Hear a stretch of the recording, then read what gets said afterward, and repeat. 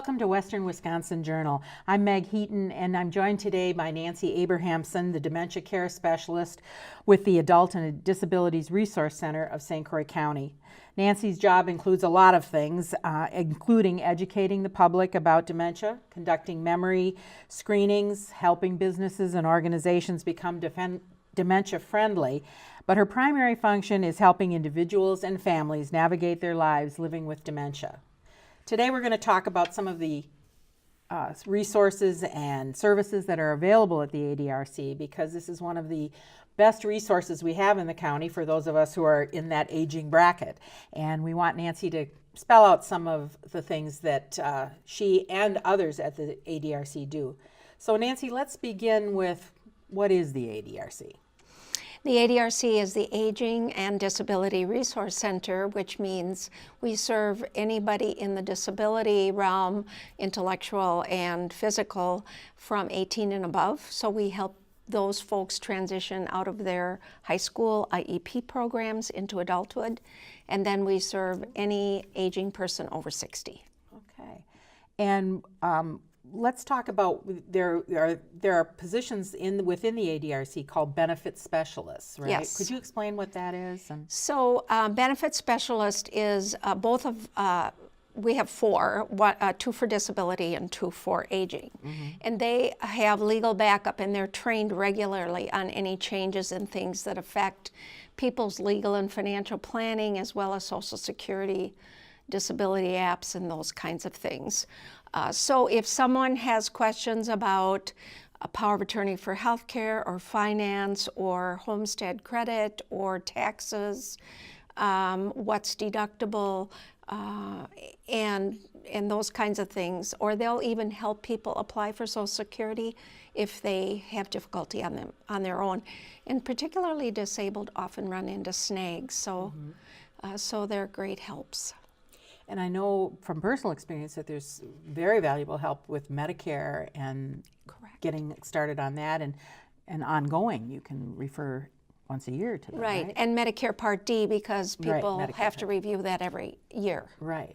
So you can, I mean, as an example, we took in our all the drugs we take, my husband and I, and they could run it through a software program and basically show us what plans would be the best for us based on what drugs we take. Correct. Really, it's huge. It's huge, exactly. What about these information and assistance? Okay. They are, information assistants are often also called options counselors. Okay. And those are people that provide general information that people want about aging or about disabled services or resources. But the most important role that they have is doing a functional screen. So if someone wants to apply for long-term services because of financial issues and changing physical or mental function, they can get a functional screen through our INA people. That formula is determined by the state. So the results, once the screen is done, it's sent to the state, and then the state determines if they are eligible and how much they would be, what the benefit would be. Mm-hmm. And then INA will get them set up. So if someone's looking to maybe go into a nursing home but not sure they can afford it and that kind of thing, they could ask these questions and find this. It's actually primarily for people in the community. In the community, okay. I mean, resources, information is for anybody, but the financial and functional screen really applies to people who want to remain in the community and may need some either medical help or something like that. Okay, that's the difference then. Yes. Okay, and we're finding more of that too, that people want to stay in their community and in their homes, right? You're seeing that? Yes, that's where everybody wants to be, right up until the end. Aging in place. Correct. Right? Yes. Correct. And the senior centers, of course, fall under the ADRC as well, right? Yes, and we have 9 of them, and they're great because not only do they provide a well-balanced meal, and people eat better when they're in a congregation of people, but it also they also offer activities, and they'll do blood pressure checks. Some do foot care. They'll bring in speakers on a variety of topics. We've done memory screens there, so it's really a great center for people. Not just in rural communities, but even in Hudson, where they need to meet people even. Oh, yeah. I was there one time when they were teaching people how to use the computer, how to update their own computers or use email or whatever. So better than that someone else teaches that. Who can use its services? And are they all free? Well, yes, we are your tax dollars at work. It's my favorite phrase. And we are open, as I said, to anybody in the intellectual or developmentally disabled population, 18 and above. And then for the aging services, it's 60 and above. But then, I work with dementia. We have a number of people who are under 60 that really can use the disability benefit specialist possibly, and certainly aging services. And there are ADRCs throughout the state, right? Yes. Not every county has an ADRC, but they're predominant now. And ours serves just St. Croix County at Correct. this point, right? Correct. Exactly. Why don't you talk more specifically about the services that you provide? Now, you've been doing this for how many years? 4 this fall. But you have extensive experience in this area prior to that. What are the specific services that you provide for people? Well, I like to divide them into the 3 parts. The first and foremost, really important part is for the individual who suspects they have memory loss or has just been diagnosed or knows they have memory loss and has not been diagnosed. So we want to do everything from providing a memory screen to see if they should have additional testing to, getting them set up with good testing with a physician or a neurologist or even a dementia assessment clinic. Once they get the diagnosis, it's important that we get them information, because most people get a diagnosis and no information about what that is. Unlike diabetes or cardiovascular issues, where they're given instruction about diet and exercise and using the medications properly. So we want them to know what's out there, how this disease will progress. It's really important that we help them understand that it doesn't take away everything all at once. It's a very gradual disease, so we want them to remain engaged in the community. We have several programs that address those, like LEAPS. It's a language and exercise program, and it also includes socialization and memory cafes, things that will keep them out and about, because we've learned that isolation is the enemy of dementia. Can you speak a little more specific? I was reading a little bit in the ADRC newsletter about LEAPS and how much, that sounded to me like it could make a tremendous impact in a family struggling to communicate or deal with this disease, particularly the caregivers doing this. It really does, and I have a great example of a young, someone who was diagnosed really young, at 47, who still was, had a daughter in high school. Her husband had to work, and she really had difficulty being alone. So we plugged in a volunteer 2 hours a week, and they have a ball. And it's one person who accepts her unconditionally, because sometimes when you're still working and you're the spouse, or your patience wears thin quickly. The volunteer also brings her to Memory Cafe. So she gets a double dose of socialization, and it's respite for the caregiver. So for that 2+ hours, the person doesn't have to worry about their loved one. And LEAPS, you provide the training for LEAPS volunteers? I do the training, we do the background screens, so we know that all volunteers are going to pass, and we check references. It's an excellent program. Yeah. What other kinds of programs do you mentioned respite care. We have the Day Away program as well. We have, right? Once the disease progresses, they might enjoy going to Day Away, because again, that's a social model, and they do a lot of laughing, and they get their exercise. They go out for walks on a day like today when it's not raining.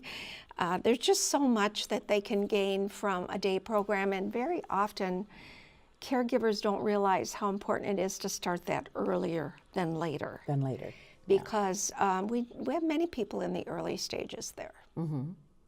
And what about, talk a little bit more about the memory cafes, what goes on at those? Well, again, we do a lot of laughing. We do much reminiscing.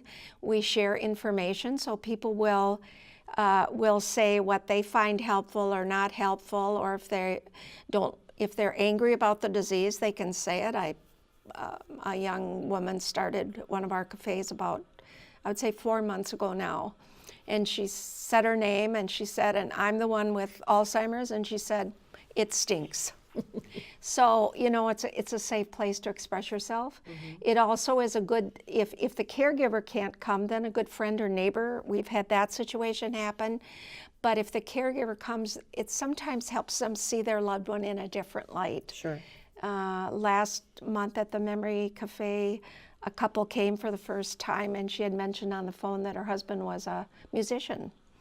And I said, oh, tell him to bring his guitar. And he did, and they all invited him to come back with his guitar. Ah, that's fun. And we have memory cafes throughout the county, right? But there are 4 in St. Croix County. Okay. Baldwin, Hudson, River Falls, and New Richmond.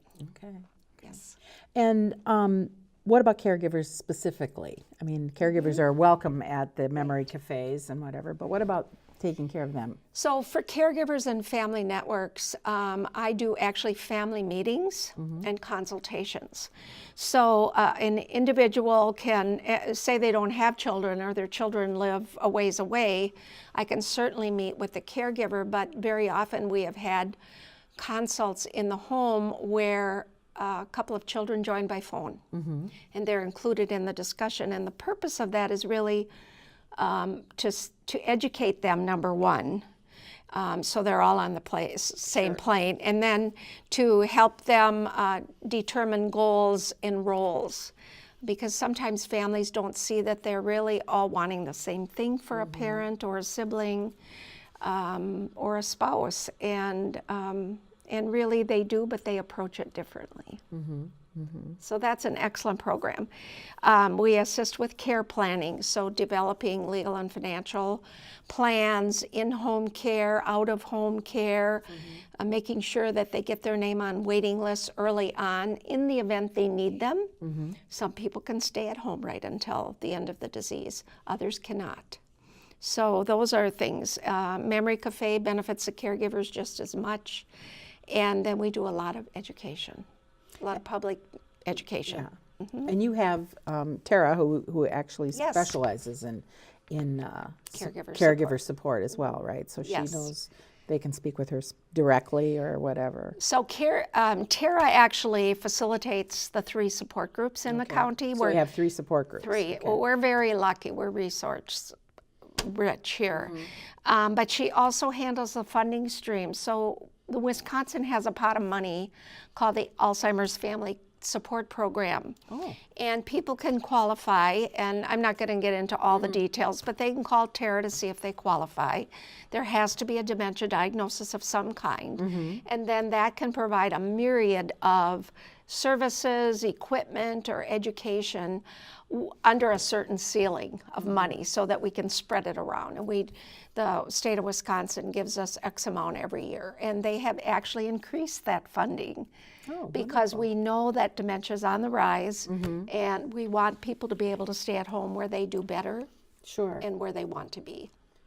To that point too of staying where you're comfortable, what if you live here but the person, your loved one, is in another county?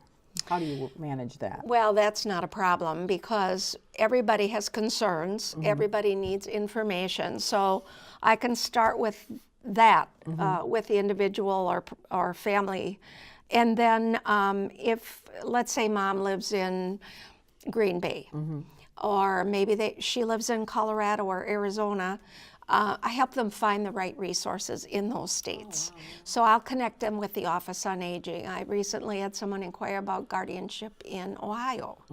I had a son in Colorado that called me several times about his parents, and then after his father died, his mother. So it's just, I just want to get people connected. Connected to the information. And are you finding across the country that services like yours are provided most places, or are we just...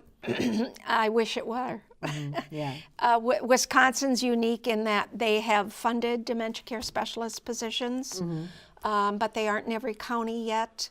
So we're working that way. Other counties are relying on a volunteer network to help educate people, but I would say our system is pretty sophisticated. And in addition to that, the state maintains our connection with research and changes in diagnostic tools and that sort of thing. So we are really on the cutting edge, I would say.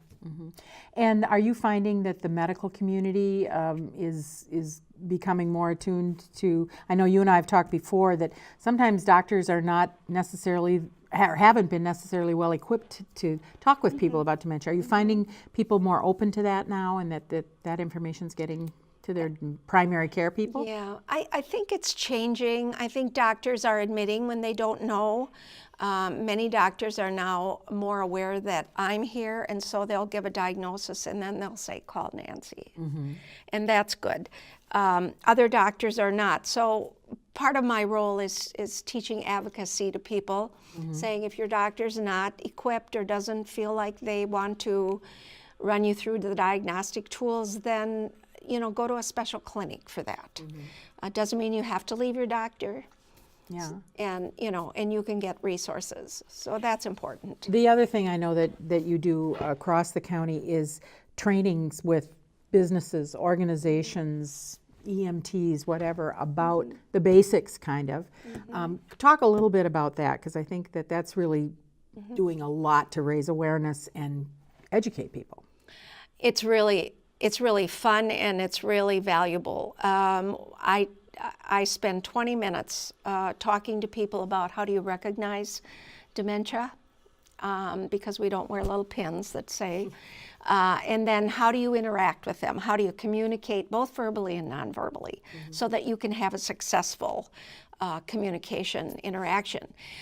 What I do is I will tailor the content, so that's the basic, but then if I'm in a bank or a financial institution, I'll talk about the kinds of issues that come up in those settings, or emergency services, law enforcement, fire. I recently trained the New Richmond, City of New Richmond had 61 employees trained 2 weeks ago, and I spent about 40 minutes with them. So that was great, and they asked lots of questions. The purpose, again, is to help, whether it's churches or businesses, restaurants, to know, what to do and how to handle them. And I get really interesting feedback from folks post-training, and I also get referrals. Oh, that's great. Yeah. Again, this is all part of an effort county-wide to make us more dementia-friendly. Yes. Can you, and I know you're integral in the Dementia-Friendly Coalition for St. Croix County. Can you talk a little bit about the work there and what opportunities there are for people if they want to get involved? Surely. Well, first of all, I want to thank the St. Croix Valley Foundation for really coordinating this coalition. They were quite instrumental in sending out invitations, and we had great response, and now we're down, about a year and a half later, we're down to the working core. Anybody may join. We have people who even live in other counties who come. Our goal is to advance dementia-friendly, but we have some specific events coming up. We're hosting a dementia-friendly Sunday on June 10th in the county, and all the churches have received information about that. They will be determining on their own what they do. And so we hope that they either have someone give a little talk or even just have resources available. The second really fun thing is we'll have a Music by Heart concert in the park. And it will be inclusive for families and people with dementia. We want them to bring their picnic lunch. We're counting on a very nice day, but we have a backup plan. And we're going to just sing the old standards, things that people know. So we don't need music, we just need our memory. And music is very, it seems to be one of the last things that goes. People, and it seems to really warm people's hearts. Exactly, and it's fun, it's light, and music is good for the brain. So that's what we're going to do at 1 o'clock at Riverfront Park here in Hudson. And we'll also have information tables on dementia and cookies and lemonade. So. Yeah, people can find out more about the coalition there, I would assume, and Yes. your ADRC, Yes. other services that we Yes. have available and Yes. stuff. What about volunteer opportunities for people from your point of view? LEAPS volunteers you mentioned. Are there other things? LEAPS is the primary volunteer organization right now. And so I look for people who are willing to spend 2 hours once a week with someone to help them maintain their function. If they want to go more than once a week, they can. And I ask for at least a 6-month commitment because there is training involved. I have a young college student, for instance, matched with an older gentleman who loved sailing, and this college student wants to be a doctor, and I said to him, this will be great training for you.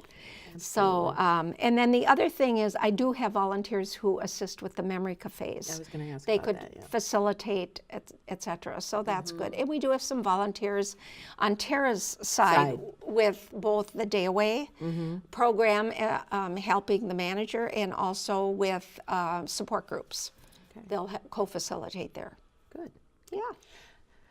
Like you mentioned, you've been doing this for a long time. If there were some things that you wish people knew, or that you could debunk some myths or whatever, what would it be? What kinds of things would come to mind? The first thing I would say is that any disease of the brain is indeed a medical diagnosis. And so I encourage people to drop their preconceived notions and their judgment, and so we can reduce the stigma. Dementia is a real diagnosis. It's an umbrella term, but any of the over 70 dementias are real, and it's not the person's fault. And so if we blame them for what's happening to them, it's so unlike cancer or, again, cardiovascular problems. We just don't blame them for that. So that would be the first thing. And the second thing is to really discover what's underneath and what's in the memory of these folks. There's some amazing stories out there and experiences, and something that I always encourage families is start interviewing them and do it casually, but get to know your parent or your grandparent or even your brother or sister, because there's many things, experiences that they've had. And as the memory goes, some of those might disappear. And they have shaped them greatly. One of the things I've heard you talk about too is that this is a disease that does not come on immediately, that it's a process of a gradual type of thing. How does that, and that's different from other diseases in many cases, how does that impact the family, the caregivers? Well, it sneaks up on them. And the other thing is that, you know, in the early days, we want to hold people accountable for things. I'd like to say that when they're noticing symptoms like that, really get to the doctor right away. Rule out anything treatable, because there are many conditions that that can be treated. But if it's not treatable, then how can we create an environment both at home and in the community that is supportive of that individual?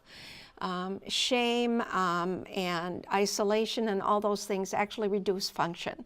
So we want people to do well as long as possible. And that's a big part of it. Is it comes on very early. Sometimes it starts 10 to 20 years before we really recognize that it's an issue. And they usually have an idea, and many times they will offer something.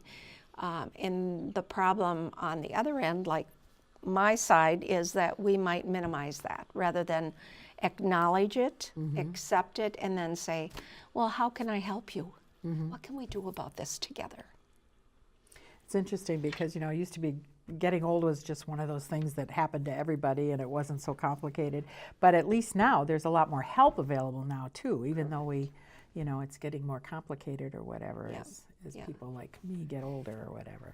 And I think with dementia, there are behavioral symptoms that occur and psychological symptoms that occur, and they happen in the absence of the ability to communicate what those are, either physical problems or emotional issues or insecurities. So, you know, we also train caregivers how to spot those and develop a plan to respond so they can be better caregivers and reduce stress for everybody. Well, I think it's so important that we have, that we have the ADRC and your position and the other specialists, that when you have questions, you can go to someone. It's hard sometimes for people to go to their doctor, or he's known them all their life, and so he kind of makes all kinds of assumptions. But if you can talk to someone who really knows this, and I've seen you in action, and I know you do, so. I think the other thing is you can't always go to the doctor because your insurance or Medicare might not pay for it.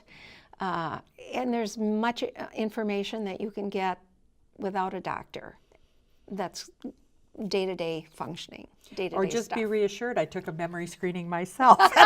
It was very reassuring. At a senior center, plus I had a great lunch, so it worked out really, really well. Well, Nancy, thank you for talking with us about the resources available across St. Croix County for families and individuals, whether it's dealing with dementia or memory issues or all the other things that you mentioned. We will provide information about the resources that we've mentioned in this program. The Dementia Friendly Coalition is sponsored by the St. Croix Valley Foundation, as Nancy mentioned, and they are at work across the county as well, and information will be provided by the coalition, about the coalition as well. So thank you for joining us, Nancy, and thank you for watching. Thank you.